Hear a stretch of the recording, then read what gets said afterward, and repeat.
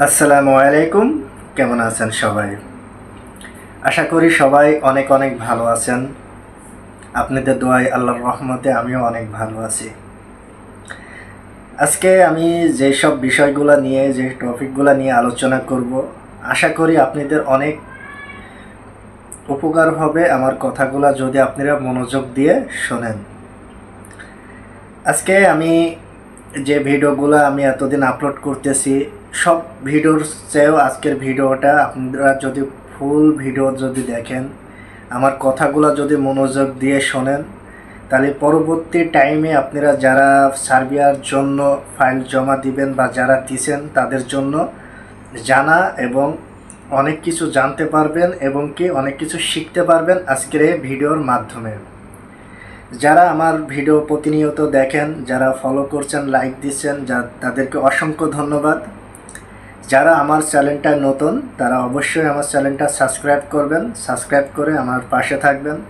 আমি video upload করার সাথে সাথে যেন ভিডিওটা আপনাদের মাঝে পৌঁছিয়ে যায়। দেখেন, আমি আজকে যে বিষয় নিয়ে আমি কথাগুলো বলতেছি, সার্বিয়ার work permit user ID password নিয়ে। যারা ফাইল জমা দিবেন এবং কি যারা দিয়েছেন, যারা ইউজার আইডি পাসওয়ার্ডটা পাইছেন বা যারা ওয়ার্ক পারমিট পাইছেন, তাদের জন্য আজকের ভিডিওটা অনেক গুরুত্বপূর্ণ। আমার ভিডিওটা দেখবেন, পুরো কথাগুলো শুনবেন ভিডিওর, এটা আপনাদের জন্য অনেক ভালো হবে।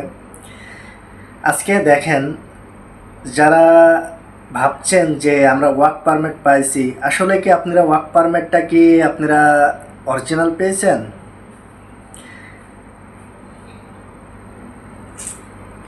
সরি, আসলে কি আপনারা ওয়ার্ক পারমিটটা কি অরিজিনাল পেয়েছেন?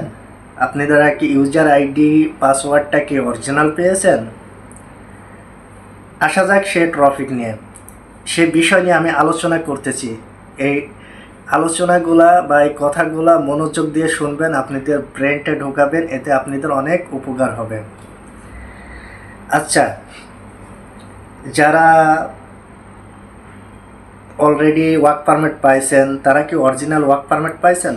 কিভাবে বুঝবেন? যারা ইউজার আইডি পাইছেন, ইউজার আইডি পাসওয়ার্ড দিছে, ভিসা পেমেন্ট হয়ে গেছে, এটা পর্যন্ত আপনারা দেখছেন, এটা কি অরিজিনাল নাকি ডুপ্লিকেট? এটা আপনারা কিভাবে যাচাই করবেন, কিভাবে বুঝবেন, কিভাবে জানতে পারবেন?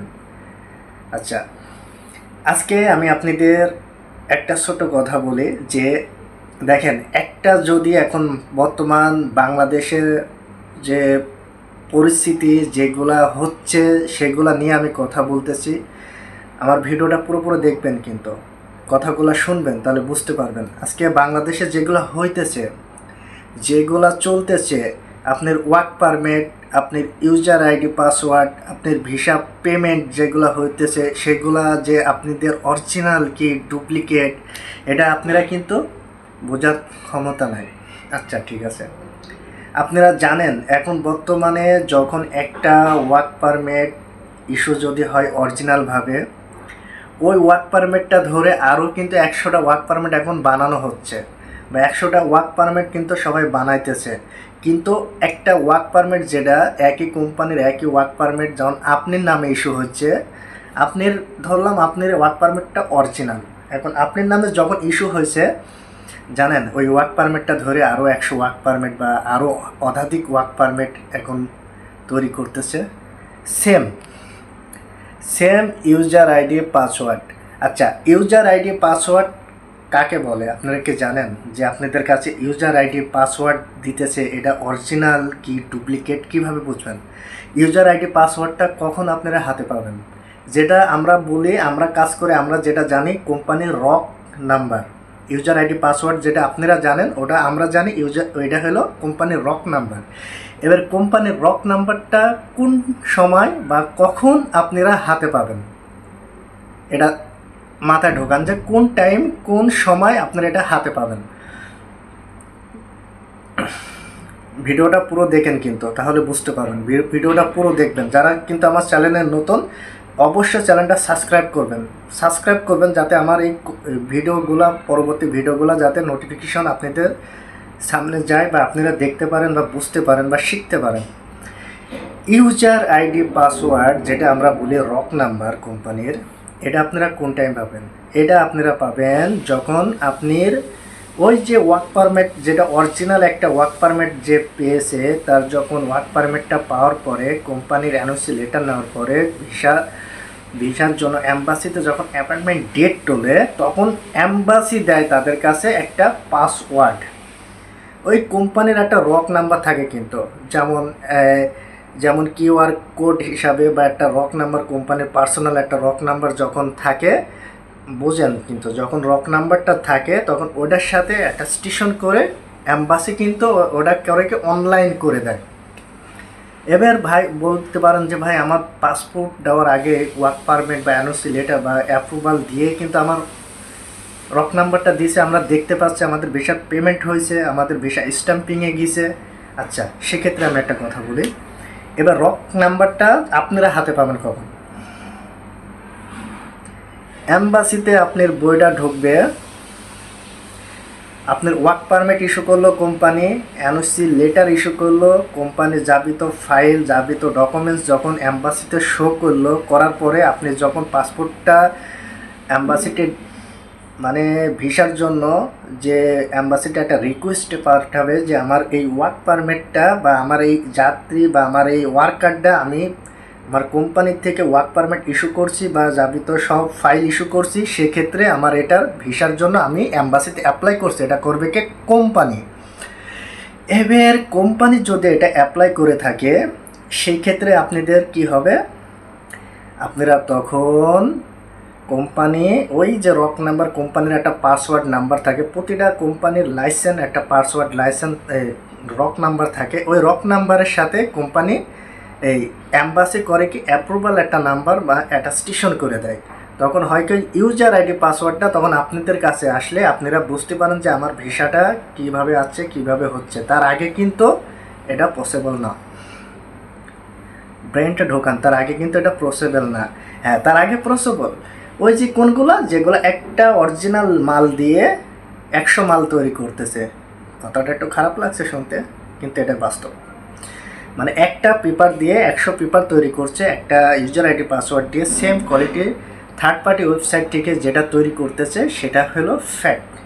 এবার যখন কোম্পানি আপনার অরিজিনাল জিনিস যখন আপনাকে দেবে, আপনি প্রথমে কি চেক করতে পারবেন? প্রথমে চেক করতে পারবেন যে আপনার ভিসার অ্যাপ্রুভালটা আছে কি। অ্যাপ্রুভালের পরে আপনি যখন পাসপোর্টটা সাবমিশন করবেন, কোম্পানি যখন এই অ্যাম্বাসি যখন পাসপোর্টটা গ্রহণ করবে, যখন পাসপোর্টটার ভিসার জন্য অ্যাপ্রুভাল দিচ্ছে, অ্যাপ্রুভাল দেওয়ার পরে কিন্তু অ্যাপ্রুভাল দেওয়ার আগে কি ভিসার পেমেন্টটা হয়ে গেলে ভিসার অ্যাপ্রুভালটা হাতে পাবেন।